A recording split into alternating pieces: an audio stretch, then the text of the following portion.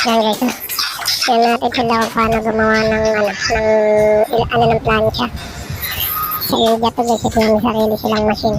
Yan, plancha yan. Okay, paglabas yun guys, naka-40 na, gano'n yan. Punas-punas. Kasi yun, pantanggal ng mga sobra-sobra sa gilid. Yan, gano'n. Galing lang. Okay na. Kasi yung ito, bubukasan. Nalagyan ng butas sa ilalim. Galing. Plancha. Kasi ito, babapping na nila, mga karadi sa gulong. Ayan. Kagaling. Tingkad na.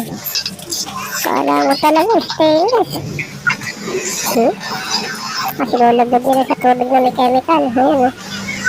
Kasi naman ito, pampakinta, panliin, galing.